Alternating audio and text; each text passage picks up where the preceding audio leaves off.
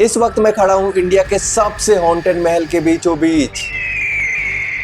हजारों सालों से ये महल ऐसे ही खंडर पड़ा है। लोगों का कहना है कि आज भी रात के वक्त यहाँ से औरतों और बच्चों के रोने और चीखने की आवाजें सुनाई देती हैं। और सिर्फ यही जगह नहीं, इस वीडियो में हम दिल्ली के सबसे हॉन्टेड महल में भी जाएंगे, जहाँ का गार्ड खुद मानता है कि रात होते ही किसी की रोने और चिल्लाने की आवाजें सुनाई देती हैं। तो आज हम इन दोनों जगहों पर खुद जा रहे हैं, न सिर्फ देखने के लिए बल्कि सच जानने के लिए। क्या ये जगहें वाकई हॉन्टेड है या फिर डर और कहानियों ने इन्हें हॉन्टेड बना दिया है। शुरुआत करते हैं दिल्ली के सबसे हॉन्टेड महल भूली भटियारी से।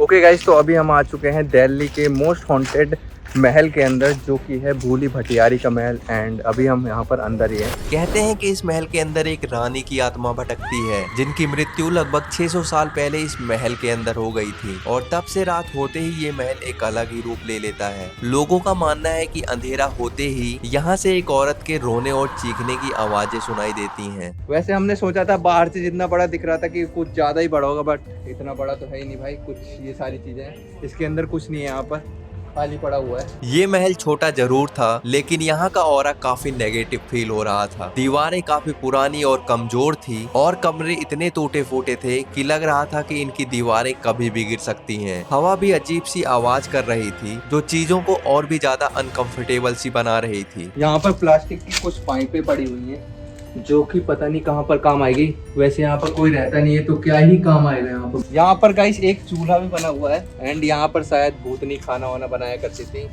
एंड अपने बच्चों को खिलाती थी, अपने पति को खिलाती थी, हस्बैंड को खिलाती थी। एंड गाइस ये महल का पूरा व्यू है, यहाँ से बहुत ही प्यारा दिख रहा है। एंड गार्ड अंकल भी आ चुके हैं। एंड बाकी यहाँ से देख सकते हो, यहाँ पर लेक भी है एक सामने। एंड वहाँ पर बिल्डिंग्स हैं। एंड ये एंट्री गेट था। बस इतना ही बड़ा महल है। चलते हैं अब नीचे।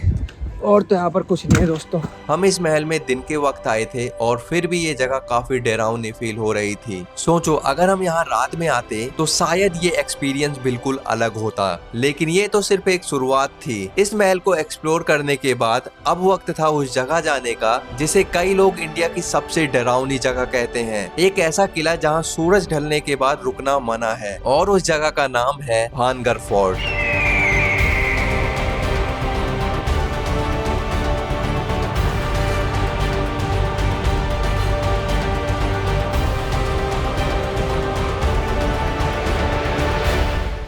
ओके गाइस, अभी हम जा रहे हैं, जो यहाँ पर बाजार होती है उनमें से एक ही बाजार की शॉप में जा रहे हैं। एंड देखते हैं ये अंदर से कैसा है। ये एक छोटा सा हॉल जैसा है, रूम जैसा है, जहाँ पर रहते होंगे लोग। यहाँ पर किंग फिशर भी पड़ी है, जो कि आज के टाइम पर लोग यहाँ पर आकर पार्टी भी कर रहे हैं। भानगढ़ के जितने भी यहाँ पर मार्केट्स हैं, जहाँ पर बाजार लगा करती थी पहले 1000 साल पहले, वहाँ की जितने भी बाजार की शॉप्स हैं, आप चाहे जितने दूर तक देख लो, हर एक शॉप पर जो छत होती है, किसी पर भी छत नहीं है, सारी टूटी हुई है, सारी खुली पड़ी है। एंड ये भी देख सकते हो, इस पर भी छत नहीं है, मेरे बगल वाले पे भी छत नहीं है। मैंने सुना था कि यहाँ पर किसी ने बनाने की कोशिश करी थी, किसी राजा ने, बट फिर से टूट गया। यहाँ पर सारी चीजें सेम ही है, जैसे आपने इसको देखा वैसे ही यहाँ पर जितने भी दिख रहे होंगे, 1 2 3 4 5, यहाँ पर 100 से भी ज्यादा, 100 तो मैंने कम ही बोल दिया, यहाँ पर 200 से ज्यादा दुकानें हैं। एंड सारी एक ही जैसी बनी है, एक ही थीम पर बनी है।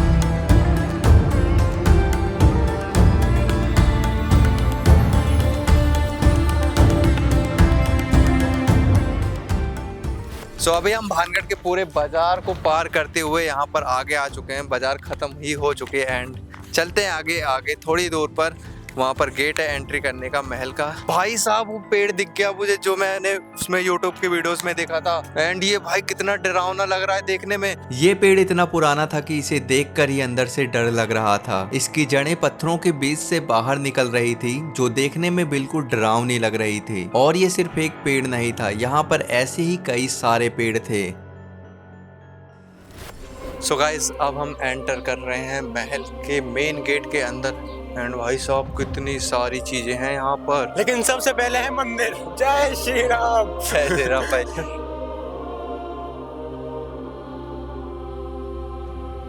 इस बोर्ड पर पूरा लिख रखा है कि किसने इसको बनवाया था। भगवंत दास ने 19वीं शताब्दी में इस महल को बनवाया था। बानगढ़ के प्राचीन नगर को स्थापित किया था राजा थे यहाँ के। यहाँ पर आते ही थोड़ा बहुत आइडिया लग चुका है कि पहले ये महल कैसा होगा, क्योंकि यहाँ पर आते ही देखो यहाँ पर सबसे पहले मंदिर है, एक वहाँ पर भी मंदिर है, 2 मंदिर तो ऐसे ही हैं, एक इधर कहीं और भी है, आगे महल है। आज के टाइम पर इस महल को एक टूरिस्ट प्लेस बना दिया गया है और लोग अपनी फैमिलीज के साथ घूमने आते हैं, लेकिन जैसे ही शाम होती है सबको यहाँ से बाहर निकाल दिया जाता है। यहाँ तो कुछ तो हुआ है, यहाँ पर कुछ पूजा हो रखी है, यहाँ पर मैं आगे नहीं जाऊंगा। यहाँ पर पूजा में फूल, मिठाइयाँ, पान वान चढ़ा रखा है एंड साथ में अगरबत्ती की जगह इन्होंने यहाँ पर सिगरेट जला रखी है एंड साथ में ही इधर भी कुछ माला वाला टंगी है। यहाँ से निकलना ही सेफ है क्योंकि भाई कुछ भी किसी भी तरह की पूजा हो सकती है। महल के अंदर जैसे ही मैंने एंटर करा है यहाँ पर आती थोड़ी अजीब सी महक आ रही है, मतलब समझ सकते हो अजीब सी महक है। यहाँ पर बता नहीं सकता कैसी महक है, ऐसे आपको पता नहीं लगेगा वीडियो से जब तक आप यहाँ पर आओगे नहीं, फील नहीं करोगे। अभी यहाँ से हमें तांत्रिक की कुटिया दिखती है जो कि पहाड़ों के एकदम ऊपर है एंड वहाँ से ही जो तांत्रिक था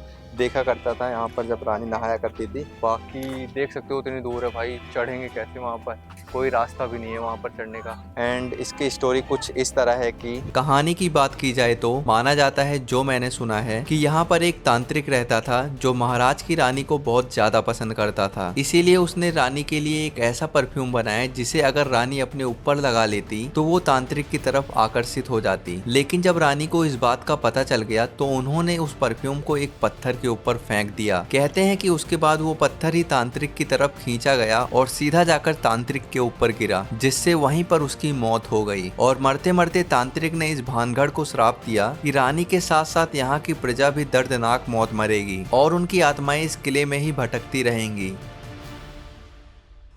गाइस हमें यहाँ पर एक गुफा जैसी यहाँ पर दिखी है, इसके अंदर चलकर देखते हैं क्या चीजें हैं यहाँ पर। ओए रुक जा, आराम से चलते हैं, चमगादड़ ना हो यार यहाँ पर। अंदर जाते ही काफी गंदी स्मेल आ रही थी और चारों तरफ बस कचड़ा और प्लास्टिक की बॉटल्स ही पड़ी थी और अंधेरा इतना था कि बिना लाइट के यहाँ पर कुछ भी दिख नहीं रहा था।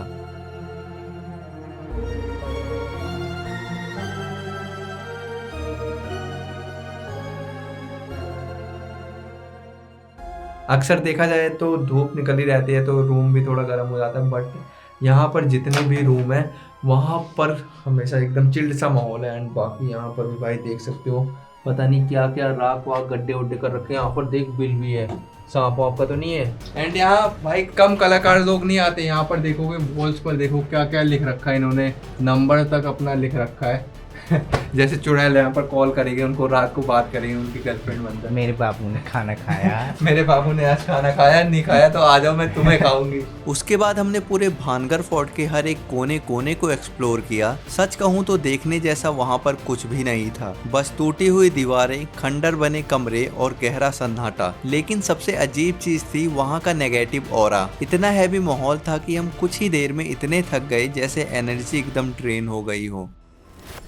हाँ, तो ये सच्ची में ऐसा कोई भूतिया जगह है? भूत वूत कुछ नहीं भी है, कुछ नहीं है। नहीं भूत वूत कुछ नहीं। नहीं तो 5 बजे के बाद क्यों नहीं आने देते? 5 बजे के बाद में जानवरों की वजह से नहीं आने देती। अच्छा, किस टाइप के जानवर रहते हैं यहाँ पर? जानवर मतलब एक टाइगर भी है, हाँ। पैंतरी भी है। अच्छा अच्छा, रात में ही आते हैं? हाँ रात नहीं आती है। तो लोग इसको भूतिया जगह क्यों बोलते हैं? नहीं भैया, भूता का माल तो जैसे आपने बोल रही है ना, हाँ हाँ। इसलिए भूता का रोल बना के नेट पे डाल दिया। अच्छा, मतलब किसी ने एक जने ने किसी ने बोला फिर वही फैलता चला गया वायरस की तरह। यहाँ के लोकल का कहना है कि भानगढ़ फोर्ट कोई हॉन्टेड जगह नहीं है, लेकिन इंटरनेट पर और कई पैरानॉर्मल एक्सपर्ट्स का कहना है कि ये एक हॉन्टेड जगह है। अब सच क्या है, किस पर विश्वास किया जाए, ये डिसाइड करना बहुत ही मुश्किल है। लेकिन अगर आप इस वीडियो पर 1K लाइक करवा देते हो तो मैं खुद भानगढ़ फोर्ट के अंदर रात भर रहूंगा, सिर्फ ये चेक करने के लिए कि क्या सच में रात के अंधेरे में मेरे साथ कोई एबनॉर्मल चीजें होती हैं या फिर ये सब सिर्फ एक कहानी है।